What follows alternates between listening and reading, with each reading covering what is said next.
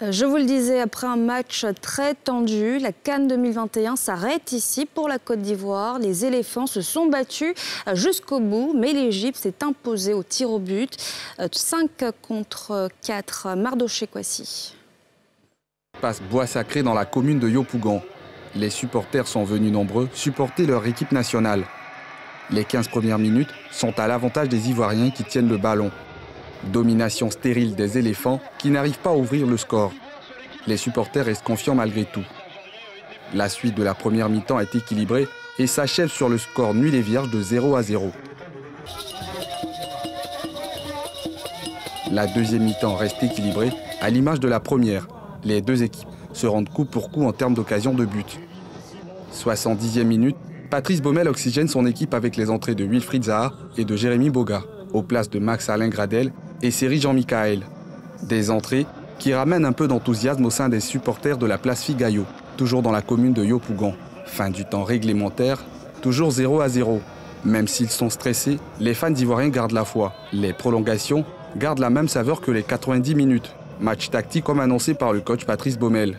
Les 30 minutes supplémentaires s'achèvent, aucun but marqué. Il ne reste que les tirs au but pour départager les deux équipes, sous les yeux des supporters presque incrédules, mais toujours confiants, à l'image de Salif Traoré dit Assalfo. Finalement, les éléphants s'inclinent au tir au but, 5-4. Fin de parcours pour nos pachydermes. Et puis dans les entreprises, ce match a été suivi de bout en bout. Personne n'a voulu rater cette rencontre Côte d'Ivoire-Égypte. Regardez cet élément de Nadja Eja et Fulgence Kissiedou.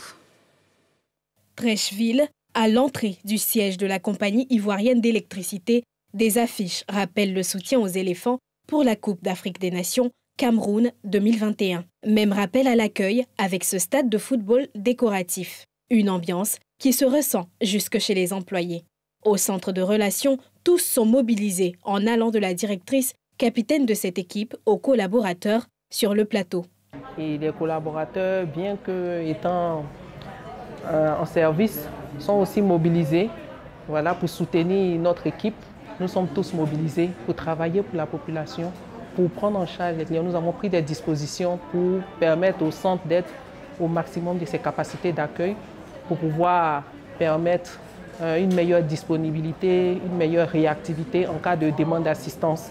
Des dispositions également ont été prises sur le terrain avec un renforcement des équipes d'intervention pour qu'en cas de demande d'assistance, les délais d'attente des clients soient les plus courts possibles.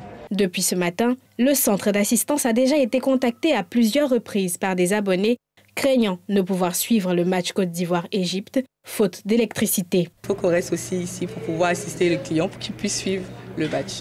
J'ai reçu un client tout à l'heure qui n'est pas alimenté, qui a appelé, qui a dit comment est-ce qu'il pouvait régler sa facture plus tôt pour qu'il soit alimenté dans les plus brefs délais pour pouvoir assister au match. Rester alerte, une vocation pour ses employés. Mais quand vient la pause, on se lâche. À la cantine, les discussions sur le système de jeu et les pronostics vont bon train.